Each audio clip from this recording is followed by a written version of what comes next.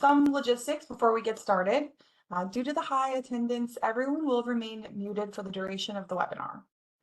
Please enter any questions you have into the Q&A box. We do have time planned at the end of the webinar to answer questions that are asked. And then a little bit about Keith. Keith is our Senior Manager of Business Development at ANAB. He has over 30 years experience with ISO standards and guides for conformity assessment. And he also authored the 2023 National Conformity Assessment Case Study and also developed this one for 2024. So Keith, I will go ahead and pass it over to you. Great, thanks so much, Mary, and hello to everybody. And hello to those of you who may be listening to this as a recorded webinar. So to introduce you to this year's case study, the 2024 National Conformity Assessment Case Study, I'd like to share with you some observations about the conformity assessment landscape. I've been working here at ANAB for a little more than 2.5 years, and what I have discovered firsthand is that accreditation bodies are often a first stop for inquiries and questions about conformity assessment. And I mean all kinds of questions about conformity assessment. Now, ANAB, as probably most of you know, is the ANSI National Accreditation Board, and ANAB is a wholly owned subsidiary of ANSI. So when questions about conformity assessment pop up in the standards community, they come into ANSI and they flow back to ANAB. And, you know, take a guess where a lot of these questions land. Yep, they land right on my screen. I also handle a lot of inquiries about ANAB accreditation services. And I also do a lot of work in supporting scheme owners as they develop conformity assessment schemes. Now, coupled with that, as Mary mentioned in my intro, I've been active in the ISO Casco series of standards for over 30 years. And before I worked at ANAB, I spent 40 years at a large multinational conformity assessment body.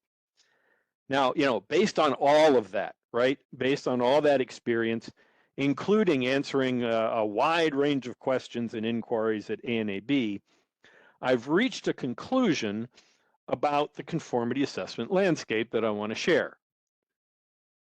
And that is, with all the people I work with and talk to and interact with, I note that a significant number of people see conformity assessment through a kind of toolbox metaphor.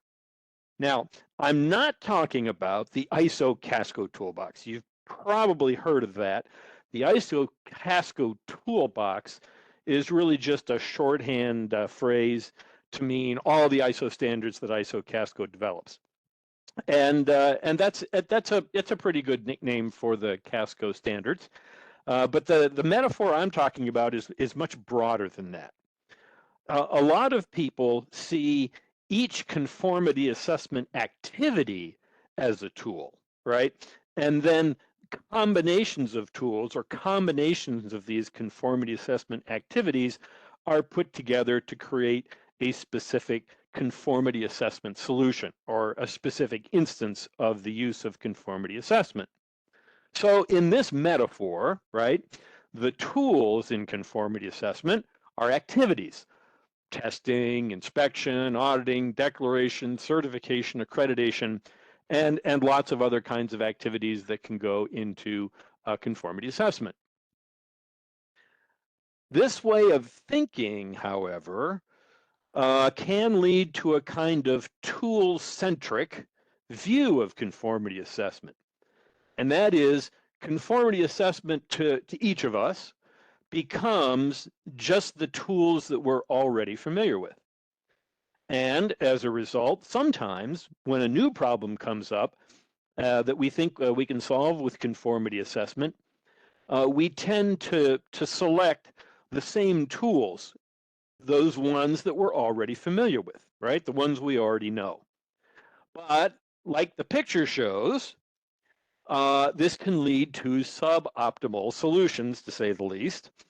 And in addition, it kind of limits each of our view of what conformity assessment is. It's the old expression, to a hammer, everything looks like a nail, right? And so we think about conformity assessment, but just from our own particular point of view.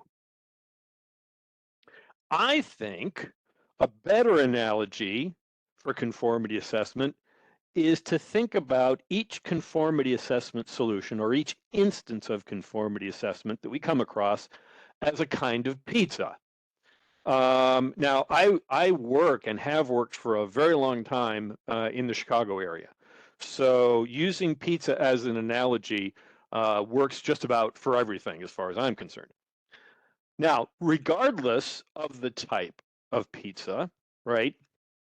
Each pizza, no matter what kind it is, it solves the same basic problem, right? It's a fun and enjoyable way of solving being hungry.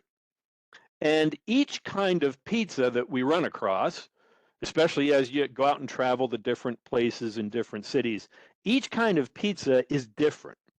But each kind of pizza shares some common basic characteristics. For example, in a certain U.S. East Coast city, whose baseball team is in the World Series, you can actually fold a slice of pizza in half while you're holding it and while you eat it. Now, something like that, you tell something like that to somebody in Chicago, and they'd say, "You're crazy. We can't even hold a slice of pizza in our hand, let alone fold it in half while we eat it."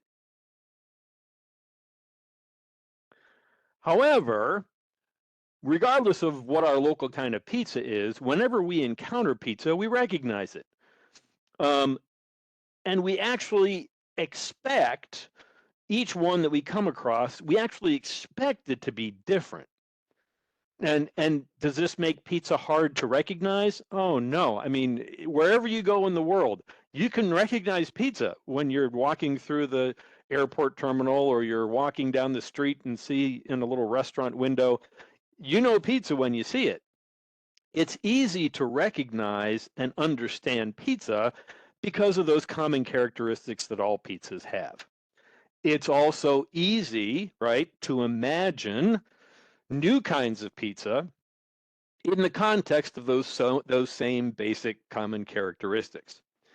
Now, I'm sure at this point you're probably asking the question, okay, what in the world do tools and pizza have to do with the National Conformity Assessment case study? And that's a good question. Okay. Well, the National Conformity Assessment case study is intended to show how the different kinds of conformity assessment solutions are more like types of pizza than types of tools. More specifically, the case study is intended to show the common characteristics that are shared by all kinds of conformity assessment, and how to apply those common characteristics. So, what is exactly a conformity assessment case study? How does it do these things? And even if it does, so what? What's the so what here? Well, let's talk about that. So to start, I'm going to use a very common definition of a case study. I pulled it right off the internet. A case study is a particular instance of something used or analyzed to illustrate a thesis or principle. So that makes sense. That's what a case study sounds like. So the first part of a case study is a particular instance of conformity assessment. So in a conformity assessment case study, the first part here is a complete but fictitious narrative of a conformity assessment solution. And it's a narrative stated in common, ordinary language, right? Typical of what you might see on the web or in the media. And we specifically avoid using conformity assessment lingo or terms or acronyms. We have 1,000 of those. Okay, and you may ask, well, why is it fictitious? Why, for a case study, why wouldn't you use an actual instance of conformity assessment? Well, the answer is that the answer is in the second part of this definition of conformity assessment case study. So keep that in mind. Why is it fictitious? Okay, the second part of a case study is a series of questions to be answered about the narrative, right? So there's a story and there's questions you answer about the story. And the purpose of those questions is they're used to analyze or illustrate a thesis or principle. So the reason the narrative and the story in these case studies is fictitious is so we ensure that this particular instance of conformity assessment has not already been analyzed or explained by somebody else or some part of our community. Now, the questions that we use in these conformity assessment case studies are posed in terms of the universal basic principles of conformity assessment. They are not put in terms of typical conformity assessment activities, because that would kind of promote that tool type of focus on conformity assessment. And really what we're trying to drive is we're trying to get across the idea that there are these universal principles and ideas that are common across all conformity assessment. So these basic principles are like the common characteristics of the pizza we were talking about. They help us recognize, right? Those common characteristics of pizza help us recognize pizza when we see it. But at the same time, we're completely comfortable with knowing that every pizza we see and every pizza we taste is going to be a little bit different. We don't assume that, for instance, me from Chicago, I don't assume that every pizza I see is going to be about 2.5 inches thick with a loaf of bread on the outside that passes for a crust. No, I recognize that pizza has some common characteristics, and each one is going to be different. And that's the kind of thinking that we're trying to foster with the case study regarding conformity assessment. So the questions in the case study illustrate these basic principles, and when the participants, you folks, I hope, when you answer those questions in the case study, it shows your understanding of those basic principles and your ability to apply them. So this shows the extent to which a participant recognizes conformity assessment based on common characteristics, based on basic principles, but at the same time knows that this particular instance of conformity assessment is going to be different than the ones they've encountered, including the ones that they are most familiar with. Last year was the first National Conformity Assessment case study, and it used these same two parts. It had a narrative, it had a story, if you will, and it had a set of questions that participants could answer. And the narrative, as it does this year, the narrative used general purpose language. There was no conformity assessment lingo or terms or slang or acronyms in there. And the questions were posed in terms of these basic principles of conformity assessment. Now, last year's story was about a couple entering retirement, and they were starting to build a retirement home in the mountains. And the story, or the narrative, provided general information about lots of their experiences.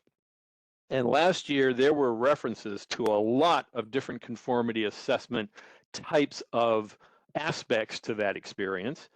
And last year was set up so that the participants in the case study had to identify the one conformity assessment solution, the one instance of conformity assessment that was described completely.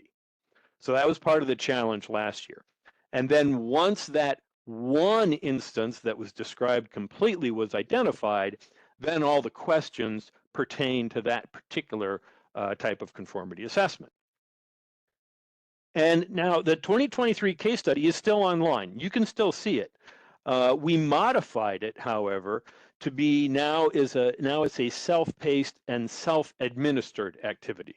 So you can get on the website, you can read the narrative, You can use the questions on the website and answer them, and then on a separate link on the website, you can go and see the answers and check yourself against that. If you want to find it, all you have to do is Google 2023 National Conformity Assessment Case Study, and it pops right up. You can also access the case study from last year to familiarize yourself with kind of the look and feel of what this year's case study is going to be all about. And you can use your cell phone right now if you want, and you can use the QR code on the bottom here, and this will take you to the 2023 case study. So, you know, for practice or just to kind of get the idea of what this case study is going to look like. Now, for 2024, the general idea of the case study is the same, but we've made some changes based on the feedback we got from the 2023 participants. First, the narrative is shorter. There are far fewer, warning, not zero, but far fewer extraneous references to conformity assessment activities outside the focus of the questions that we asked. This is what the participants kind of gave us feedback on last year. They said, it seems like it's a little bit too long, and you put too many, you put too many red herrings in there to trip us up. And we think also this is really a better representation of how anybody would find conformity assessment described, in a real life situation. So in 2023, another change we made were that the questions in 2023 were short answer questions. You had to kind of type in a description of to answer the question. In 2024, the questions are now multiple choice. So what this has allowed us to do is we are able to make two changes at the same time. We were able to make the narrative shorter in 2024, right? Because some of the additional information you need to answer the questions, we were able to put in the multiple choices. And that's always the case, right? For a multiple choice kind of test or exam.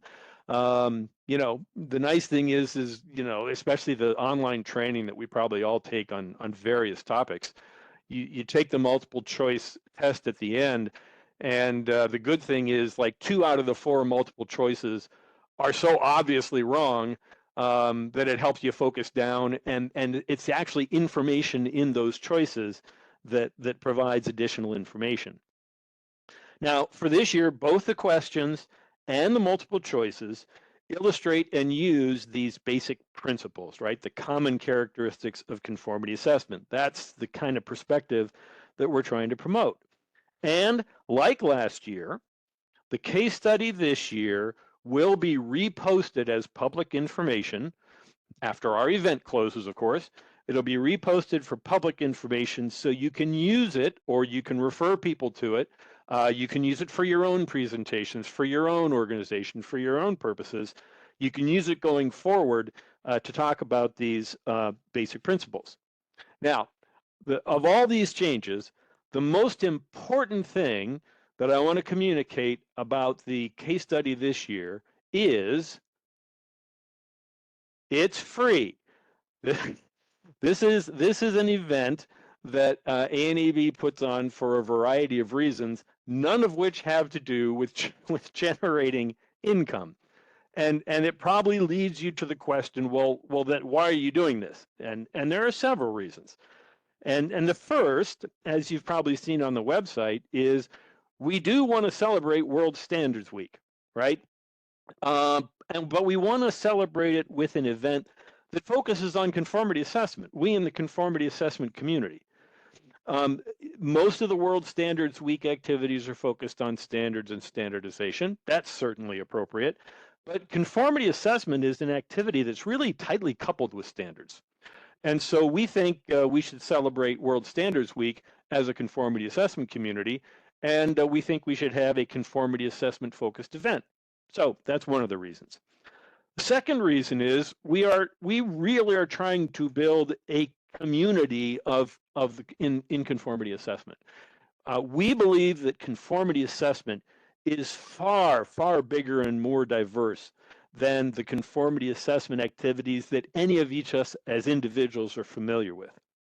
And an event like this can help pull that together and help us see what we share in common, and perhaps help us build new relationships and find different ways to help and learn from each other. And finally, this event, and I've said it over and over again, it illustrates the existence and the usefulness of these basic principles through an event that can be experienced, right? The old saying is, a picture is worth 1,000 words. Well, how many words is an experience based? Even more. And finally, it helps communicate our focus, ANAB's focus, which is optimized conformity assessment solution. It's really a natural part of how ANAB uses basic principles when we work with other people to solve problems and serve their needs. Now, ANAB did not invent these basic principles. These are not our great ideas. These are defined and described in ISO IEC 17000, which has been around since 2004. So it's been around for a good long time. And this ISO IEC standard is a terminology standard. And a terminology standard presents a system of concepts. It defines the concepts, but the document also provides information about the relationship between the concepts. And that's very different than a vocabulary or a dictionary. A vocabulary or a dictionary gives you a list of words and their definitions, and that's obviously very helpful, but there's no information about the relationship between those words and definitions and their related concepts. Now, so these basic principles have been around for a while, and looking ahead, they're going to be applied and elaborated by the upcoming revision to ISO IEC 17067. Oops, ISO IOEC 17067. The proofreader missed that one, and that, of course, would be me. ISO IEC 17067 is being revised, and that document, when it's revised, will give guidance about all the different kinds of conformity assessment schemes. And the guidance is going to be heavily based and within the framework of these ISO 17000 basic principles. So you are all invited. Anybody with internet access is invited to participate in this year's conformity assessment case study. It's free, it's online, and it will be available starting Monday, October 28th at 8 a.m. And it will run through, the website will be available through November 15th at 5 p.m. all U.S. Eastern Time. Here's the QR code. You can hold your phone right up to the screen and go straight to the website for the case study. Or if you want, you can Google 2024 Conformity Assessment Case Study, and it'll pop right up at the top. Or you can visit the ANAB website and click the events button at the top and scroll down and find the case study in and amongst all the events that we provide. Now, when the case study opens, as of next Monday at 8 o'clock, you can access the website. That's through the QR code. It's right here. And you will register, right? Now, what do I got to do to register? Well, we're just going to ask for your name and your email address. And yes, another password. We're going to ask you to use a password. The reason for that is that defines your access to the case study. So you're the only one who can see the answers that you submit, and in the end, the results that you achieve. So after you register, you'll then be able to access the narrative, right? You'll be able to read the story, and you'll be able to use that same website to answer the questions about the story, about the narrative, the multiple choice questions, and you can do this on your own timetable, right? You can go in and read the narrative and come back a couple days later and read it again and come back up a couple days later and answer some questions, and a couple days later come back and think, I don't like those answers, I want to change them. Yeah, go in and do whatever you wish until the event ends on, what did I say? November 15th, right? Now, after November 15th, after the case study closes, you'll get an email notification reminding you that you can check you can log back in and check your answers and see the correct answers, and this year get your score. We're going to actually give you a particular score. Now, if you want to share your results, right? If you want to share your results with other folks, show off. Like I said last year, post them up on the refrigerator at home and impress all your friends and family with your conformity assessment expertise, especially the ones coming over for Thanksgiving dinner. Anyway, if you want to do that, then what you'll need to do is you'll need to print the website that shows your answers and the correct answers in your score. You're going to need to print that to a PDF. Then, you can do whatever you wish with it from there.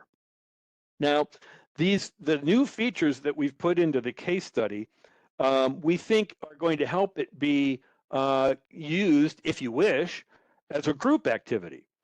For example, you could form a small group or a team, and together through a web conference, you could collectively look at the narrative and in the case study and discuss it and talk about it.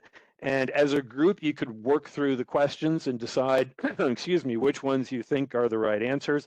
And you could do this just by establishing one person's email address or registration.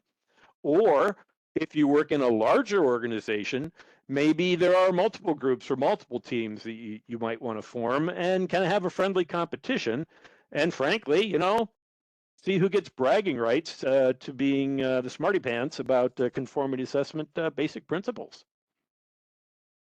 Now, after the case study closes, after November 15th, of course, you're going to get the email to say, hey, your correct answers and your score will be posted when you log in.